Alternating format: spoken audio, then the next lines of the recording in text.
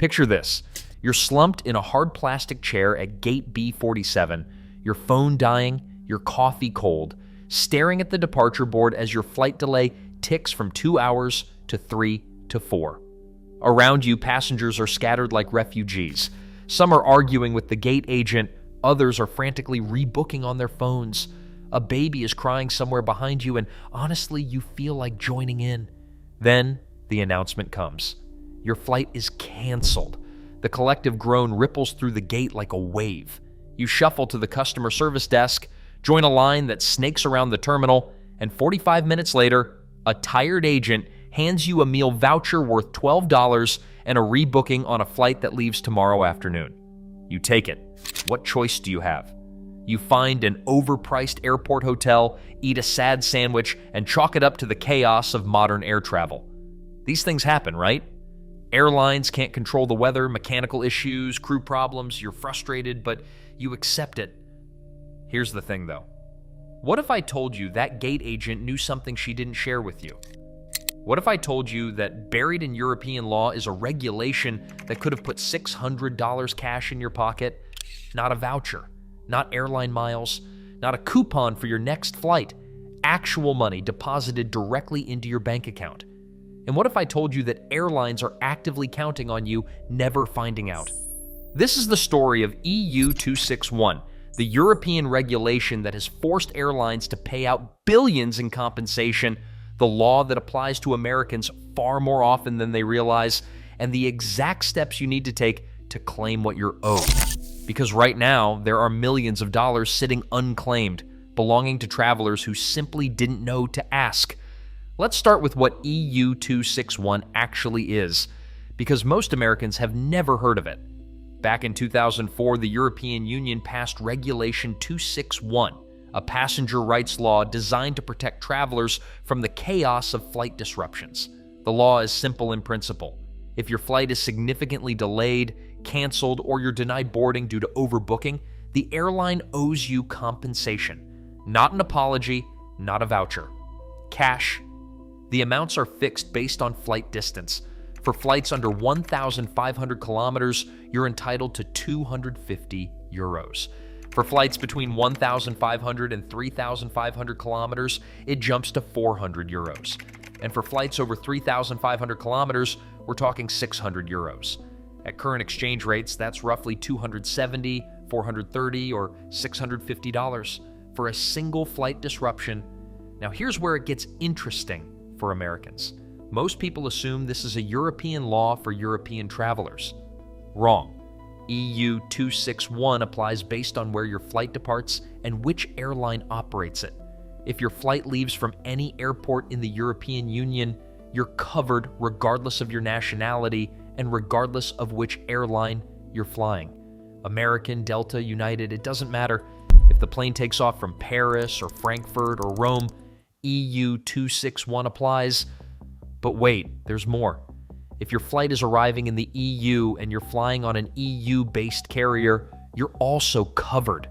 So that Lufthansa flight from Chicago to Munich, covered. That British Airways flight from New York to London, covered. Suddenly, millions of American travelers are protected by a law they've never heard of. Let me paint you a picture of how this actually works. Sarah, a marketing executive from Denver, was flying home from a conference in Amsterdam. Her KLM flight was delayed by 4 hours due to what the airline called operational issues. She sat in the airport, missed her connection in Detroit, and didn't get home until the following day.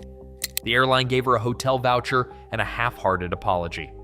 6 months later, Sarah learned about EU 261 from a colleague. She filed a claim online, submitted her boarding pass and booking confirmation, and 8 weeks later received a direct deposit of 600 euros for a delay she had already written off as bad luck. Here's the truth that airlines desperately hope you never discover. They know about EU 261. They train their staff on it. They have entire departments dedicated to processing claims. But they also know that the vast majority of passengers will never file. Industry estimates suggest that less than 15% of eligible passengers ever claim their compensation. That's billions of dollars in unpaid claims, money that legally belongs to passengers but stays in airline coffers because people simply don't know to ask.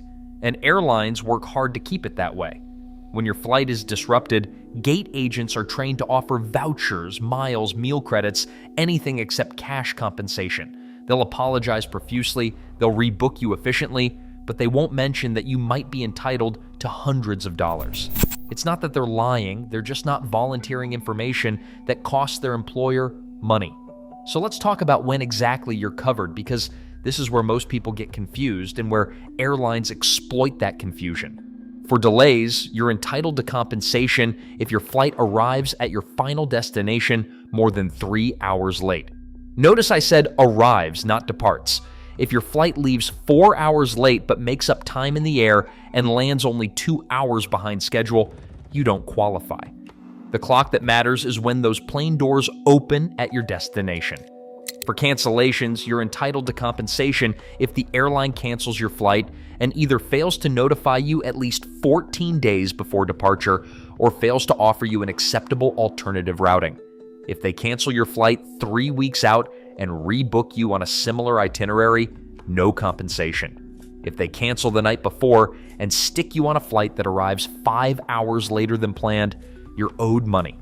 For denied boarding, which usually means overbooking, you're entitled to compensation if you're involuntarily bumped from a flight. Key word there is involuntarily. If the airline asks for volunteers and you raise your hand for a voucher, you've waived your EU 261 rights.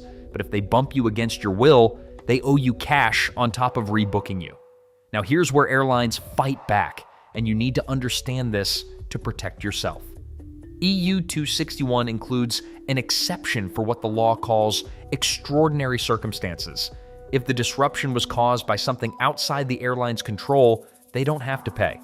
This sounds reasonable until you realize how aggressively airlines abuse this loophole. Weather is generally considered extraordinary. If a hurricane grounds your flight, the airline is off the hook.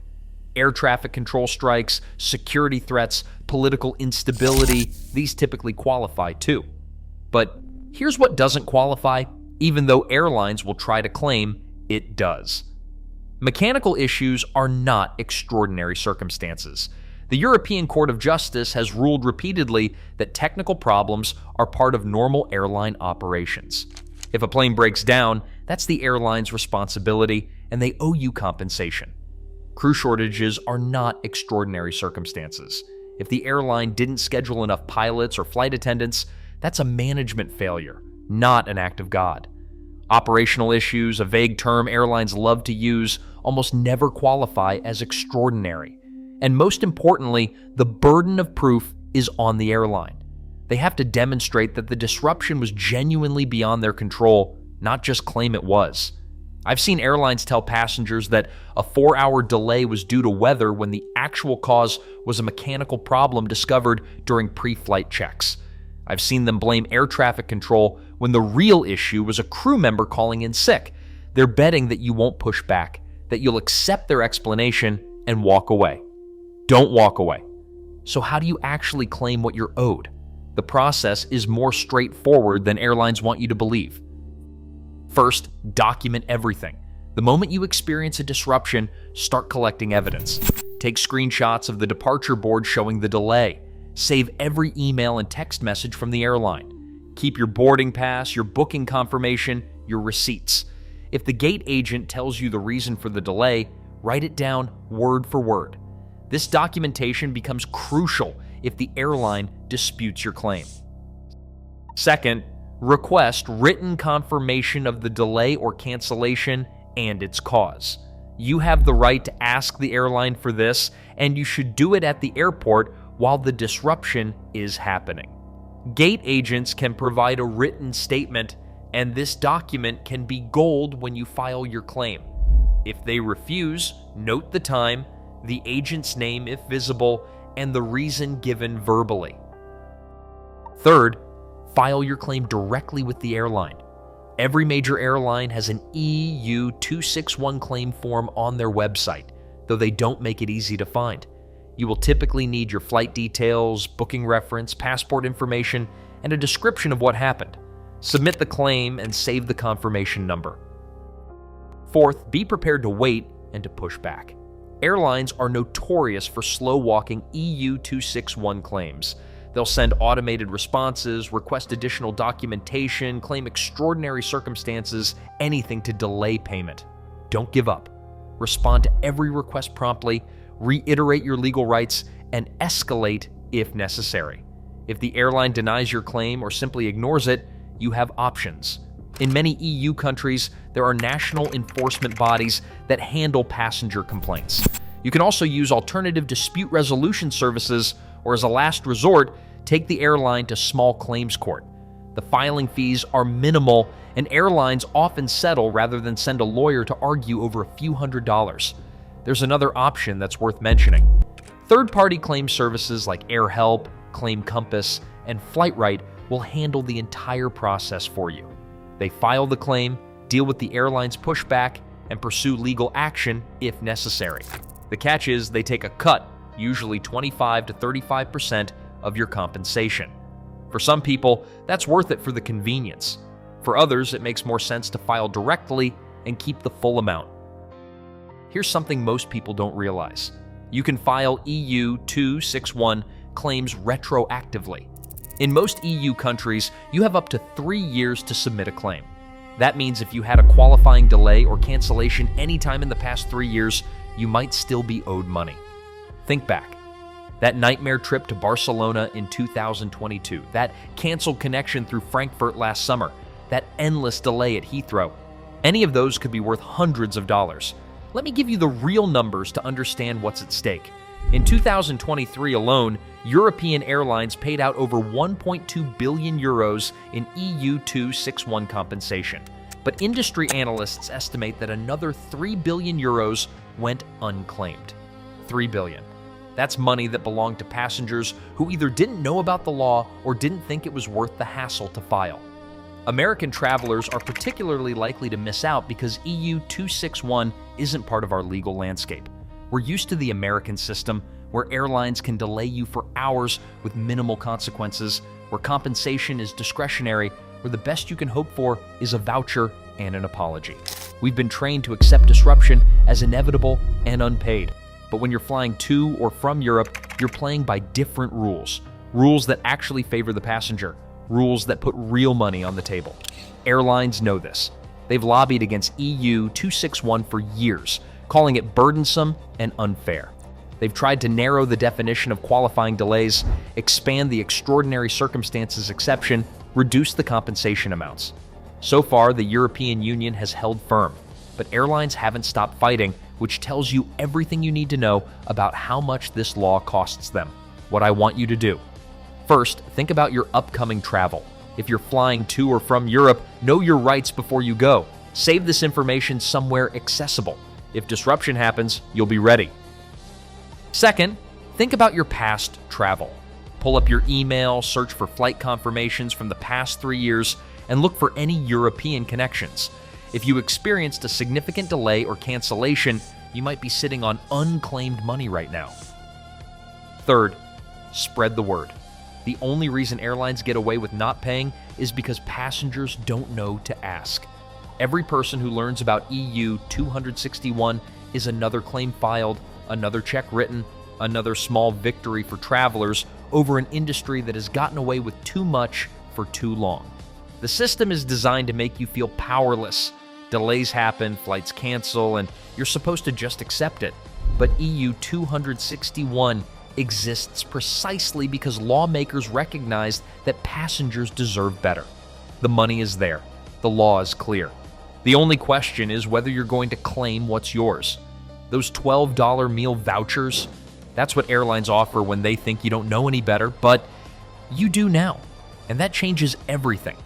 Next time you're slumped in that plastic chair watching the delay board tick upward, you'll know something the passengers around you don't. You'll know that this inconvenience might just pay for your next vacation. You'll know that the gate agent's apologetic shrug isn't the end of the story.